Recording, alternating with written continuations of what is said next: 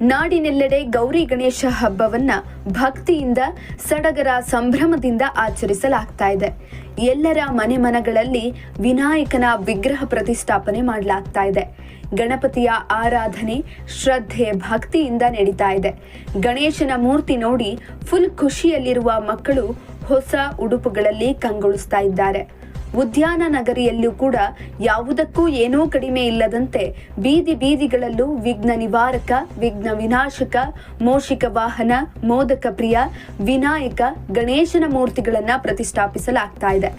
ಇಂದೇ ಹಬ್ಬವಾಗಿದ್ದರಿಂದ ಬಹುತೇಕ ಕಡೆ ಹೆಚ್ಚು ಗಣಪತಿ ಮೂರ್ತಿಗಳನ್ನ ಯುವಕರು ಪ್ರತಿಷ್ಠಾಪನೆ ಮಾಡ್ತಿದ್ದಾರೆ. ಬೆಂಗಳೂರಿನ ದೊಡ್ಡ ಗಣೇಶ ದೇಗುಲದಲ್ಲಿ ಹಬ್ಬದ ಸಡಗರ ಕಳೆಗಟ್ಟಿದೆ.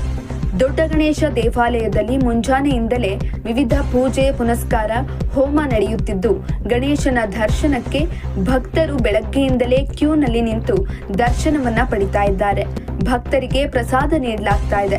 ಭಕ್ತರು ಆಗಮಿಸುವ ಹಿನ್ನೆಲೆಯಲ್ಲಿ ರಾತ್ರಿಯಿಂದಲೇ ದೇವಾಲಯದಲ್ಲಿ ಪೂಜೆ ಸಂಬಂಧ ಕೆಲಸಗಳು, ದೇಗುಲದ ಅಲಂಕಾರ ಸೇರಿ ಎಲ್ಲವನ್ನ ಕೂಡ ಮಾಡಲಾಗ್ತಾ ಇದೆ.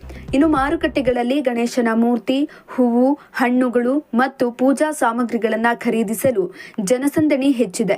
ನಗರಗಳಲ್ಲಿ ಸಂಚಾರ ದಟ್ಟಣೆಯೂ ಕೂಡ ಏರ್ಪಟ್ಟಿದೆ. ಕೆಲವೆಡೆ ಬೆಳಗಿನ ಜಾವ ತುಂತುರು ಮಳೆಯಾಗಿದ್ದು, ಚಳಿ ಕೂಡ ಮೈ ಕೊರೆಯುತ್ತಿತ್ತು. ಹಬ್ಬವಾಗಿದ್ದರಿಂದ ಜನರು ಯಾವುದನ್ನೂ ಲೆಕ್ಕಿಸದೆ ವಿನಾಯಕನ ಪೂಜೆಗಳಲ್ಲಿ ತೊಡಗಿಸಿಕೊಳ್ಳುತ್ತಾ ಇದ್ದಾರೆ. ಇಂತಹ ಇನ್ನಷ್ಟು ವಿಡಿಯೋಗಳಿಗಾಗಿ ಲೈಕ್ ಮಾಡಿ, ಫಾಲೋ ಮಾಡಿ, ಶೇರ್ ಮಾಡಿ.